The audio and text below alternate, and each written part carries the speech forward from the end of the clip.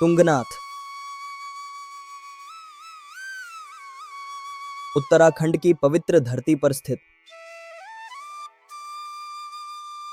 पंच केदारों में से एक है तुंगनाथ। पंच केदार यानी 5 केदार, केदारनाथ, तुंगनाथ, रुद्रनाथ, मध्यमहेश्वर और कल्पेश्वर। मान्यता है कि इन सभी मंदिरों का निर्माण पांडवों द्वारा किया गया था। इस पावन कथा की शुरुआत होती है महाभारत के भीषण युद्ध के बाद। युद्ध समाप्त हो चुका था, लेकिन पांडवों के मन में शांति नहीं थी। अपने ही भाइयों की हत्या यानी गोत्र हत्या का पाप उन्हें भीतर से जला रहा था। पांडव निराश थे, दुखी थे और पश्चाताप से भरे हुए थे। इस पाप से मुक्त होने के लिए उन्होंने एक ही मार्ग चुना, भगवान शिव की शरण। सब कुछ पीछे छोड़कर वे निकल पड़े मुक्ति की खोज में। सबसे पहले पांडव पहुंचे भगवान शिव की प्रिय नगरी काशी। उन्होंने भोलेनाथ को हर जगह खोजा, हर द्वार पर पुकारा, लेकिन भगवान शिव उन्हें वहां नहीं मिले। दोस्तों, एक बात ध्यान से सुनिए। महाभारत में हुए छल, कपट और रक्तपात से भगवान शिव अत्यंत क्रोधित थे और इसी कारण वे पांडवों से मिलना नहीं चाहते थे। भगवान शिव का वास हिमालय में है। यह जानकर पांडव हिमालय की ओर आगे बढ़ चले।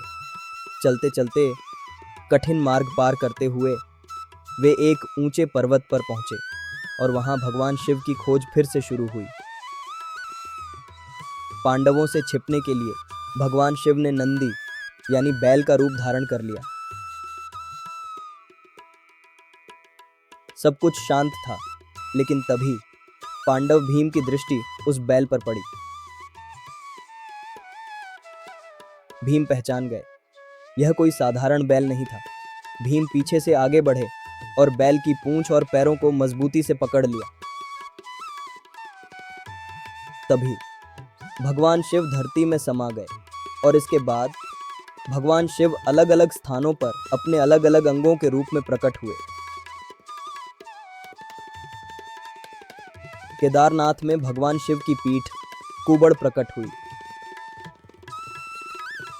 रुद्रनाथ में उनका मुख चेहरा प्रकट हुआ। तुंगनाथ में उनकी भुजाएं प्रकट हुईं। मध्यमहेश्वर में उनकी नाभि प्रकट हुई और कल्पेश्वर में उनके केश, बाल प्रकट हुए।